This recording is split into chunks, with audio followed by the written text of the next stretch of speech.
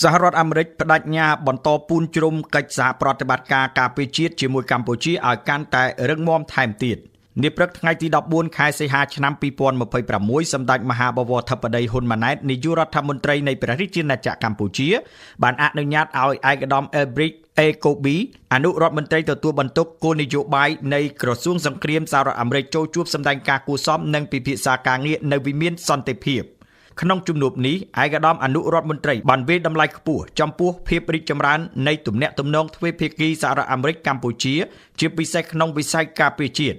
ឯកឧត្តមបានគូបញ្ជាក់ថាសហរដ្ឋអាមេរិកប្រកាន់ខ្ជាប់នូវកិច្ចសហប្រតិបត្តិការដែលឈរលើមូលដ្ឋាននៃការគោរពគ្នាទៅវិញទៅមកគោរពអធិបតេយ្យភាពនិងផលប្រយោជន៍រួមឯកឧត្តមអនុរដ្ឋមន្ត្រីបានសង្កត់ធ្ងន់ថាកម្ពុជាជាប្រទេសសំខាន់មួយក្នុងភាពជាដៃគូជាមួយសហរដ្ឋអាមេរិកហើយសហរដ្ឋអាមេរិកនឹងបន្តពូនជ្រុំកិច្ចសហប្រតិបត្តិការការពារជាតិជាមួយកម្ពុជាឲ្យកាន់តែរឹងមាំថែមទៀតជាការឆ្លើយតបសម្ដេចធិបតីបានបង្ហាញនូវក្តីសោមនស្សរីករាយចំពោះវឌ្ឍនភាពវិជ្ជមាននៃទំនាក់ទំនងកម្ពុជាសហរដ្ឋអាមេរិករួមទាំងក្នុងវិស័យការពារជាតិសម្ដេចធិបតីបានវាយតម្លៃខ្ពស់ចំពោះការបន្តនូវកិច្ចសហប្រតិបត្តិការជាច្រើនក្នុងវិស័យយោធារវាងប្រទេសទាំងពីរព្រមទាំងបានបដិញ្ញាចិត្តជំរុញកិច្ចសហប្រតិបត្តិការនេះឲ្យកាន់តែរីកចម្រើនថែមទៀតសម្ដេចធិបតីបានសម្ដែងការពេញចិត្តចំពោះវឌ្ឍនភាពនៃដំណើរការត្រៀមរៀបចំសមយុទ្ធយោធាឆ្មាំអង្គរដែលគ្រោងនឹងធ្វើឡើងនៅឆ្នាំ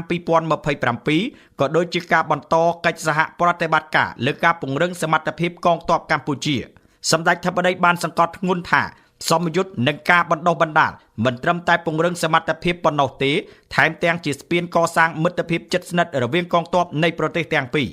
ក្នុងឱកាសនោះដែរសម្ដេចធិបតីបានថ្លែងអំណរគុណឯកឧត្តមប្រធានាធិបតី Donald J. Trump ក៏ដូចជារដ្ឋាភិបាលសហរដ្ឋអាមេរិកដែលបានជួយសម្របសម្រួលឲ្យមានបទឈប់បាញ់កន្លងមកនិងសេចក្តីថ្លែងការណ៍រួមទីក្រុងកូឡាឡាំពួរចុះថ្ងៃទី26ខែតុលាឆ្នាំ2026ព្រមទាំងបន្តយកចិត្តទុកដាក់ចំពោះការកសាងសន្តិភាពរវាងកម្ពុជានិងថៃ